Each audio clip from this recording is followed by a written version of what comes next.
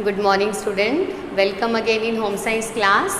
बच्चों, previous class में हमने वसा में घुलनशील विटामिन ए और विटामिन डी के बारे में पढ़ा था। आज हम जल में घुलनशील विटामिन सी के बारे में पढ़ेंगे।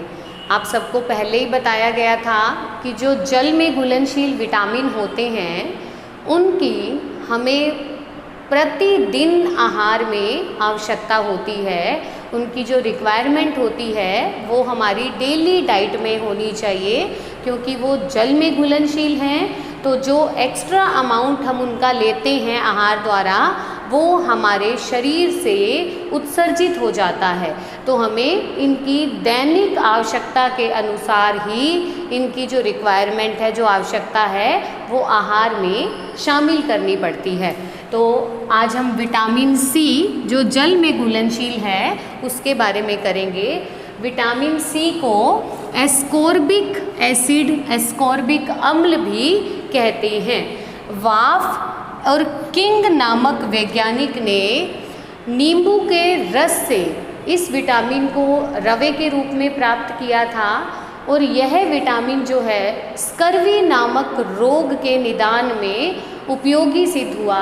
वैज्ञानिकों ने यह पता लगाया कि स्कर्वी नामक रोग जो है उसका उपचार नींबू का रस देने से, मतलब विटामिन सी देने से जो है सही हो जाता है। इसीलिए इसका नाम एस्कॉर्बिक अम्ल भी रखा गया। तो अब मेन बात आती है कि हमारे शरीर में विटामिन सी के क्या क्या कार्य हैं। विटामिन सी हमारी बॉडी के लिए बहुत ही इम्पोर्टेंट विटामिन है।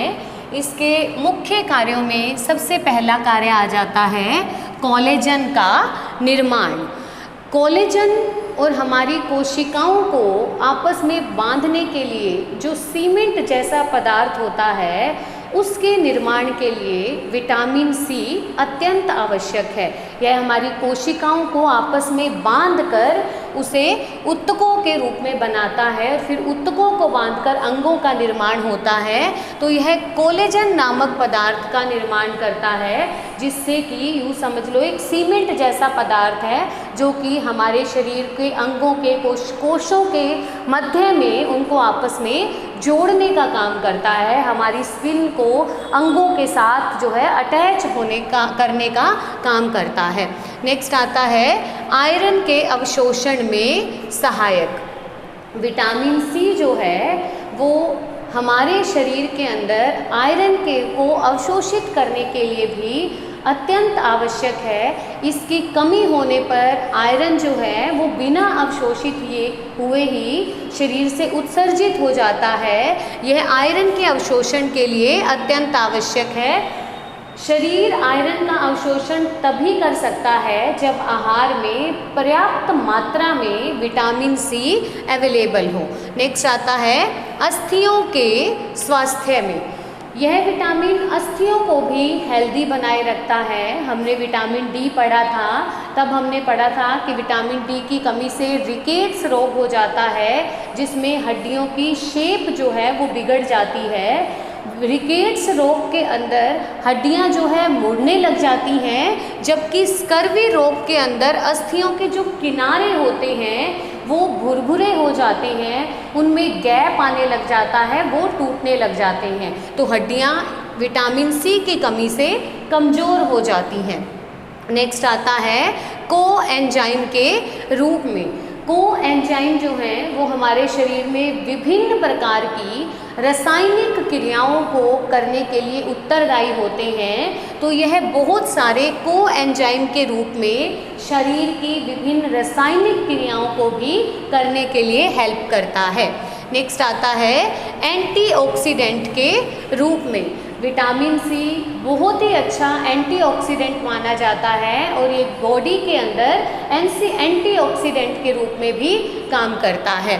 नेक्स्ट आता है रक्त वाहिनियों के स्वास्थ्य में। विटामिन सी हमारी जो ब्लड वेसल्स हैं, रक्त वाहिनियाँ हैं, उनको भी हेल्दी बनाए रखता है। इसकी कमी के कारण रक्त वाहिनियों की जो ऊपरी परत है वो डैमेज होने लग जाती है, वो टूटने लग जाती है, जिसके कारण कि रक्त स्राव होने लग जाता है। और अगर स्किन के ऊपरी लेयर की जो रक्त वाहिनियाँ हैं वो डैमेज होने लग जाती हैं तो बाहर की तरफ भी हमें ब्लीडिंग देखने को मिलती है।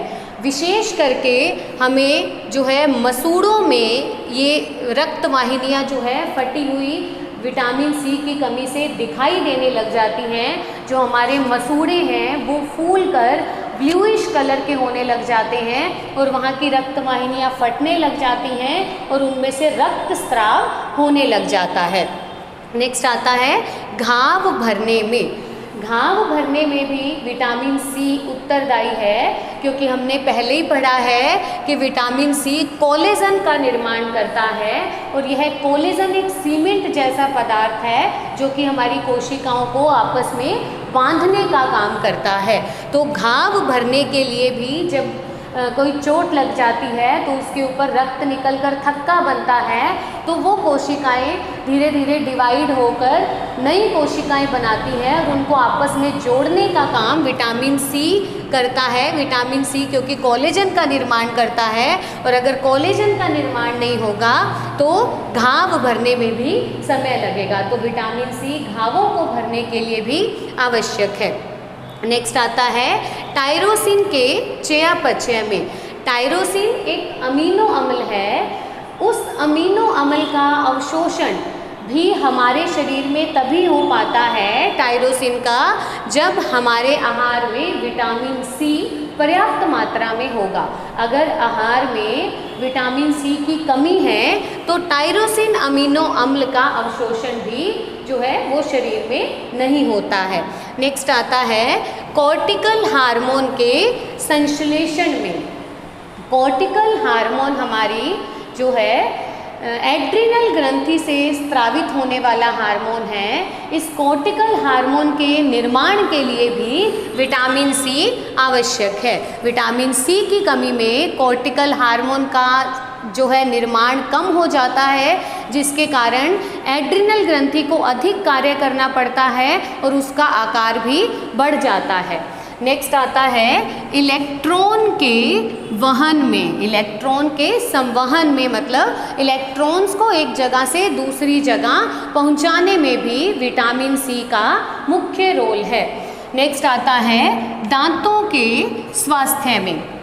दांतों के स्वास्थ्य में विटामिन सी जो है मुख्य भूमिका अदा करता है, क्योंकि दांतों के ऊपर जो मसूड़ों की परत होती है, दांतों से जो चिपकी होती है, कोलेजन नामक पदार्थ के कारण वो दांतों को होल्ड करे होती है और वो परत कमज़ोर होने लग जाती है, क्योंकि एक तो कोलेजन का निर्माण नहीं होता और दूसरा जो है वहाँ की ब्लड वेसल्स रक्त वाहिनियाँ जो है वो डैमेज होकर फटने लग जाती हैं, जिसके कारण दांतों के इनेमल पर भी इसका असर पड़ता है और दांत भी कमज़ोर होने लग जाते हैं। नेक्स्ट आता है कोलेस्ट्रॉल के चयापचय में। विटामिन सी जो है वो कोलेस्ट्रॉल को चयापचय करके उसे अम्ल में परिवर्तित कर देता है और शरीर से एक्स्ट्रा कोलेस्ट्रॉल जो है वो उत्सर्जित हो जाता है, जिससे कि कोलेस्ट्रॉल की मात्रा भी शरीर में नियंत्रित रहती है। नेक्स्ट आता है रोग प्रतिरोधक क्षमता बढ़ाने में। विटामिन सी हमारे रक्त में उपस्थित श्वेत रक्त कणिकाओं को भी उनकी वृद्धि विकास के लिए भी आवश्यक है, उसे भी सपोर्ट करता है, क्योंकि श्वेत रक्त कणिकाएं ही हमारी रोग प्रतिरोधक क्षमता को बनाए रखती हैं और जिसके कारण कि विटामिन सी हमारी रोग प्रतिरोधक क्षमता को भी बढ़ाता है, क्योंकि यह श्वेत रक्त कणिकाओं के स्वास्थ्य के लिए आवश्यक है। तो ये है मुख्य रूप से विटामिन सी के कार्य। विटामिन सी का मेन जो इफ़ेक्ट पड़ता है वो पड़ता है हमारे दांतों पर और हमारे मसूड़ों पर। तो नेक्स्ट क्लास में हम विटामिन सी की कमी के प्रभाव देखेंगे, क्योंकि ये विटामिन जल में घुलनशील है तो इसकी अधिकता के प्रभाव नहीं होते हैं, क्योंकि अगर हम आहार में इसकी अधिक मात्रा ग्रहण करते हैं तो वो हमारे शरीर द्वारा उत्सर्जित हो जाती है। तो जल में घुलनशील जो विटामिन हैं उनकी सिर्फ कमी के प्रभाव देखे जाते हैं, उनकी अधिकता के प्रभाव नहीं दिखाई देते हैं शरीर पर। Thank you.